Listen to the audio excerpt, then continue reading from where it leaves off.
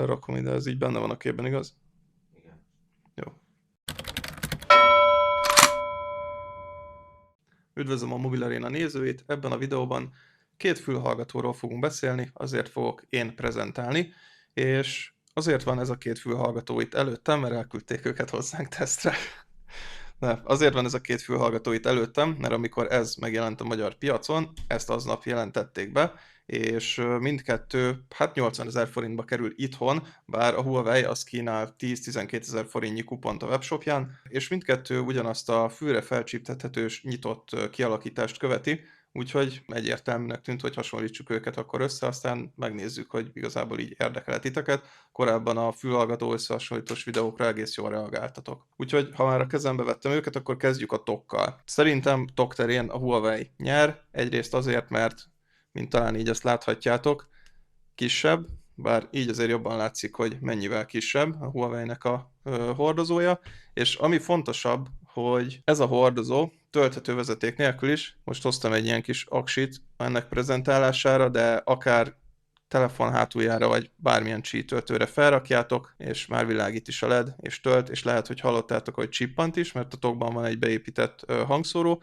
A Sony ezt nem tudja, 80 000 forintért szerintünk ez hát hiányosság. Következő dolog, amit a tokkal, illetve a fülhallgatók kialakításával kapcsolatban még szeretnék elmondani, hogy amikor kinyitjuk a tokot, akkor ugye a Sony az fixen ül a jobb és a bal oldalon, a Huawei az viszont egy ilyen Chanel logóhoz hasonló módon ül, és ezt kivenni és megfordítani, ezt megtehetjük, mert itt nincs jobb és bal, ez automatikusan képes a fülhallgató érzékelni, hogy melyik oldalra raktuk be, akár menet közben is cserélünk, automatikusan újra kalibrálja magát.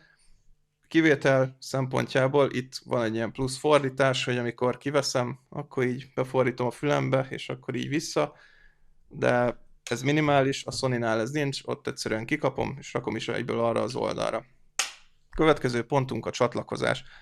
Mindkettő fülhallgató csak Bluetooth-t támogat, és normál esetben mindkét fülhallgató SBC-n vagy AC-n keresztül kommunikál. A Bluetooth verzió a Sony-nál 5.3-as, a Huawei termék leírása szerint 6.0-as, viszont minden alkalmazás és eszköz szerint 5.4-es, amivel párosítottam és kipróbáltam. Érezhető különbség egyébként a Bluetooth kapcsolat terén még a késleltetésben van. A Sony az 100 és 200 000 másodperc között csúsztat, a Huawei az pedig 100 000 másodperc alatt. Tehát, hogyha mondjuk játszunk, akkor ez kevésbé késleltet, jobban látszik, de videónézéshez, Netflixezéshez, telefonáláshoz tök mindegy. Következő pontunk legyen a kialakítás és a vezérlés. Ugye mindkettő eszköz a fűre csippan föl, berakom a Sony-t a bal oldalra, közben és a Huawei-t a jobb oldalra, hogy lássátok, hogy nagyjából hogy. Az én fülemben mindkettő kényelmesen megül, és a FreeClipnek az első generációja az nem volt recézve, ez a C-híd, tehát az csúszkált, ezt a második generációnál megoldották. A Sony esetén pedig azért ül szorosan, mert egyszerűen jobban rácsípődik a fülemre, fájdalmat nem okoz, de érezhetően kevésbé mozog el, mondjuk, hogyha már lefeküdnék ebbe a fülhallgatóban, akkor mindkettő ugyanúgy nyomná a fülemet, tehát azt nem ajánlom senkinek, és a Sony az biztosít egy plusz ilyen erre a C-pántra, ide középre rácsíptethető kis szilikon bizbaszt, amivel még jobban ki tudjuk támasztani a fülnél a fülhallgatót. A Huawei-nél ilyen nincsen, ők azt mondják, hogy szerintük ez így jó, ahogy van, és több 10 000 fület mintáztak le hozzá. Stabilitás terén nem volt gondom, kirántani nem rántottam a fülemből, hogyha fülettakaró sapkát hordtam, az sem nyomta fájdalmasan a fülemre, és igazából én így meg vagyok elégedve velük, a külvilágot azt tökéletesen hallom, illetve a zenémet is tökéletesen hallom ugye bent a fülemben. Az irányítással már kevésbé vagyok megelégedve, mindkettő esetén ezt a C-hidat kell tapogatni, vagy itt valahol a fül környékén kell tapogatni, mert egy csontrezgéses érzékelő veszi fel a parancsokat, éppen ezért az egyszeri érintésre nem is lehet beállítani semmit, Viszont a hangerőt a Huawei-en úgy tudjuk állítani, hogy itt a hátsó részét simogatjuk ennek a babnak, a Sony-nál meg a hátsó részen kell minimum 4-et tapogatni. Na most ugye a tapintásoknál mindkét fülhallgatóval az van, hogy én elkezdem itt ütögetni a fülemet, és akkor érzem azt, ahogy a műanyagot ütögetem, mert ugye annak is van valamennyi hangja, meg ugye egy kicsit mozgatom is.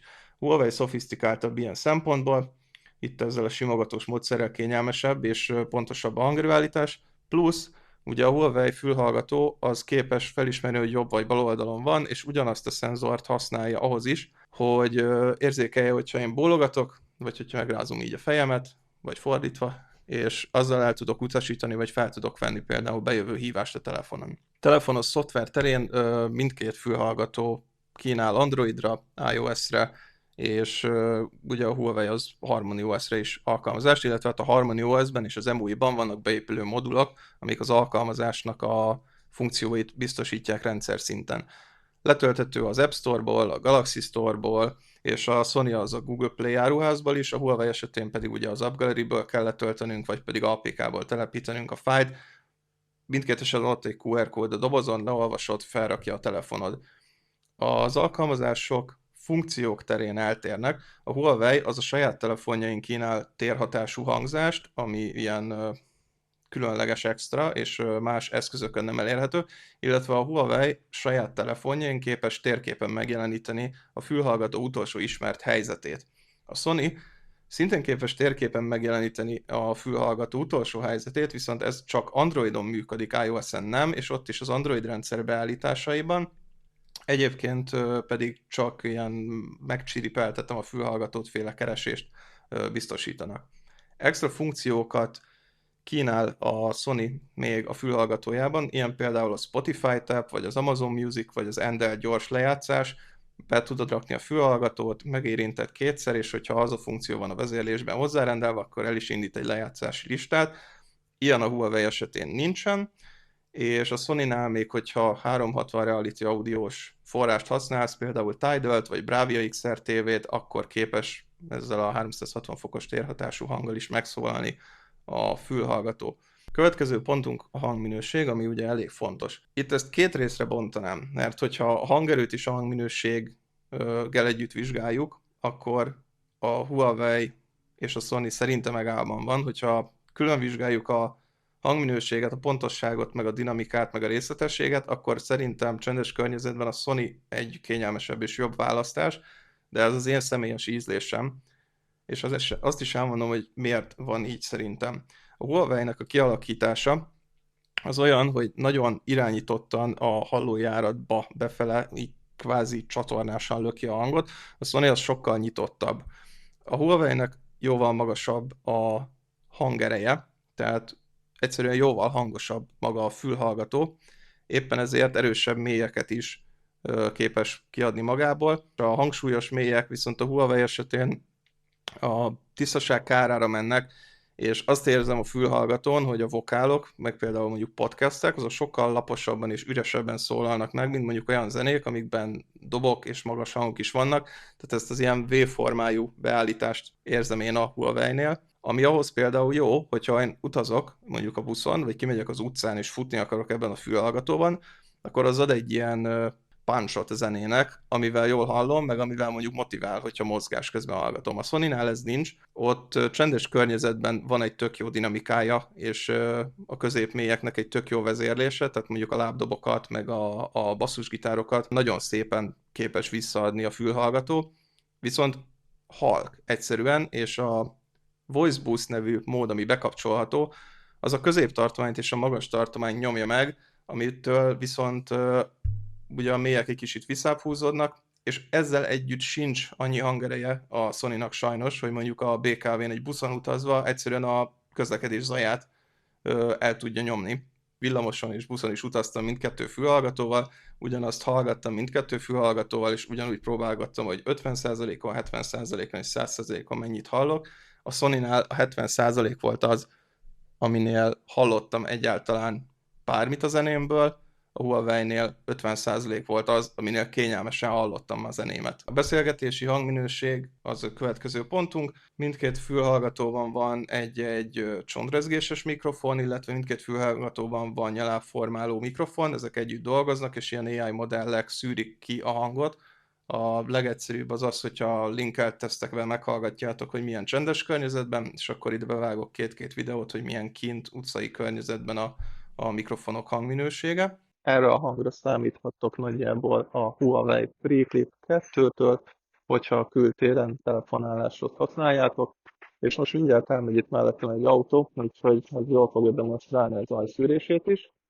Ez pedig most ugyanonnan a kert végéből a Sony Linkbuds Clipnek a hangja, amit hallotok, és megint vártam itt egy kicsit, úgyhogy megint mindjárt elmegy egy autó itt kint, és meg tudom mutatni így, hogy milyen a zajszűrés minősége.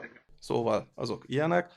Itt igazából győztest hirdetni nem nagyon tudnék, mert ugyanazt a kisé túlszűrt és kisé robotikus, ilyen digitálisan túldolgozott hangot adja mindkettő, de a beszéd az érthető. Amire figyelnék, hogy a Sony esetén a hangok végét, illetve a szavak végét, azt, hogyha csöndes környezetben vagyunk, azt hajlamos levágni, vagy azokba belevágni az algoritmus. Mielőtt tovább megyünk, még itt a hangminőség kapcsán, ugye, mivel nyitott fülesekről van szó, beszéljünk egy kicsit a zajszökésről. Ugye mindkét esetben van. Ez ilyen apró cincogásként érződik a környezetünk számára, mivel a Huawei-nek magasabb a hangereje, ezért ott arra gondolhatnánk, hogy több lesz az zajszökés, viszont az akusztikus kialakítása ennek a fülhallgatónak olyan, hogy inverse hanghullámokkal próbálja ezt elfojtani. Ettől függetlenül több zaj szökik ki a Huawei FreeClip-et használva, amit mondjuk egy 2-3 méteren belül ilyen 60%-os, 50-60%-os hangerő mellett ilyen apró halk ciripelésként a környezetünk hallhat. A Sony-nál nincs ilyen, egyszerűen abból adódóan, hogy halkabb ez a fülhallgató, és a Sony-nál még van egy plusz mód is, ami Sound Leakage Reduction néven, tehát a kiszökő zaj tompítására szolgál, viszont ezt én nem ajánlom, letiltja az EQ-t, tehát ha egyéni beállításokat tettél a hangra, akkor azt lekapcsolja, másrészt még halkabbra veszi vissza az egész fülhallgatót. Az EQ kapcsán, ha már egyébként szóba jött, még megemlíteném azt, hogy ugye a Huawei kiszervezte az alkalmazást az AI Life alól, és külön egy dedikált audio alkalmazást csinált, abban van külön 8 vagy 10 sávos virtuális EQ, viszont ami furcsa, hogy nem állíthatsz be úgy EQ-t, hogy mondjuk csinálsz egy olyat, amit neked tetszik, mondjuk rockzenéhez, és azt elmented, és utána mondjuk dedikáltan metalhoz, vagy nem tudom, gitárokhoz, ilyen lassú gitárokhoz szeretnél abból kiindulva csinálni még egyet, akkor nem tudod felhasználni a korábbi beállításokat, vagy nem tudod felhasználni azt a 3 kínált ilyen preset EQ profilt sem, ami benne van egyébként az alkalmazásban. A Sony tud ilyet, ott minimum 2-t tudsz csinálni magadnak, belenyúlhatsz a presetekbe is, és van egy ilyen szoftveres segítség, ami arra kér, hogy indítsa egy általad ismert és kedvelt zeneszámot, majd felkínál számokat, mármint hogy ilyen kis gombokat, amiken számok vannak, és akkor azokat végignyomkodod, amelyik a legjobban tetszik, azt a végén kiválasztod, és azok alapján generál neked egy szerinte a te fülethez és a te ízlésedhez passzoló EQ-t, amit aztán egyébként szintén ugye utána még variálhatsz magadnak. Mindjárt zárunk, úgyhogy üzemidő nagyjából egyforma. A Sony az 7,5 órán keresztül bírt a vegyes használattal, ebben volt videóhívás, telefonhívás, multipont kapcsolat, mert egyébként képes mindkettő eszköz aktív multipont kapcsolatra két forrással. A Huawei az valamivel kevesebbet, ott ilyen 5-6 óra körüli az üzemidő, de egyébként az átlagot teljesítik, és jó mind a kettő. A töltés az a Huawei szempontjából egy előny, gyorsabban tölt, és vezeték nélkül is tölt. Jó, és akkor összegezzünk. Melyiket érdemes megvenni ezek közül a fülhallgatók közül? Hát én azt mondanám, hogy igazából egyiket sem ennyi pénzért, kivéve, hogyha dedikáltan valaki ilyen klipon nyitott fülhallgatót keres magának. Azért mondanám, hogy igazából egyiket sem, mert ez nem egy mindenes fülhallgató, hogyha egy olyan fülest keresel, amiben te ingázhatsz, zenét hallgathatsz otthon, az irodában telefonálhatsz, akár a repülőre is felszállhatsz vele, nem ezek lesznek az ideális választások szerintem. Egyszerűen ugye hiányzik belőlük az aktív zajszűrés, Tehát egy zajos környezetben nem tudnak neked olyan minőséget nyújtani, mint egy klasszikusabb in-ear fülhallgató vagy egy fejhallgató. Funkciók terén szerintem a Huawei kerül ki győztesen adott árért, többet kínál, és kicsit futurisztikusabb dolgokat kínál, például azt, hogy ugye jobb vagy balfüles, tök mindegy, hogy melyik, az, hogy ugye a fejedet, ha megrázod, akkor azzal is tudsz reagálni, és olyan kényelmi extrák is vannak, ugye, mint az, hogy a tokot elég rátenni egy vezeték nélküli töltőre. A Sony az egy kicsit konzervatívabb, talán ez a jó szóra, mert ott a hangminőség és a kiegyensúlyozott hang áll a középpontban, de ugye a Linkbuds termékcsaládban van már egyébként más nyitott fülhallgató, a Linkbuds Open, csak ugye annak az a különbsége a kliphez képest, hogy ez itt belül ül meg, a fülön belül, nem pedig rácsíptetődik. Hogyha valaki nyitott fülest keres és Sonyban gondolkodik, én inkább azt ajánlanám, jobb hangot kap és hangosabbat, és több funkciót is kap egyébként ilyen szoftveres extrákat, mint például a térhatású hangzás. Mindkét fülhallgató 79.900 forintos vagy 200 eurós áron nyit, ez sok, és hogyha valaki csak szemez mondjuk a klipon fülesekkel, és kipróbálna valamit olcsóbban, akkor szerintem jobban jár mondjuk, hogyha egy Soundcore Aeroclipet nézeget kb. Féláron, mint ezek, mert ez a design és ez a kialakítás, ez nem lesz mindenkinek a kenyere. Irodába, otthonra, kint olyan csendesebb kinti környezetbe, ahol szükséges, hogy halld a külvilágot is, hogyha szólnak hozzád, vagy hogyha jön valami, akkor jók ezek a fülesek. Sporthoz hiába megvan az IP57-es vízállóságuk, csak akkor ajánlanám, hogyha mondjuk valaki hozzám hasonlóan szemüvegben éli a mindennapjait, és ezek a kívülről a fűre kampóval felakadó fülesek nem jók neki, mert egyébként stabilitás szempontjából azok jobbak, és azt hiszem ennyi. Köszönjük, hogy megnéztétek ezt a videót, hogyha szeretnétek részletesebben olvasni a funkciókról, illetve a beállításról, extrákról, akkor linkeket megtaláljátok a leírásban a tesztekre mutató URL-ekkel. Jövünk még egy fülhallgatós videóval nagyon hamar. Sziasztok!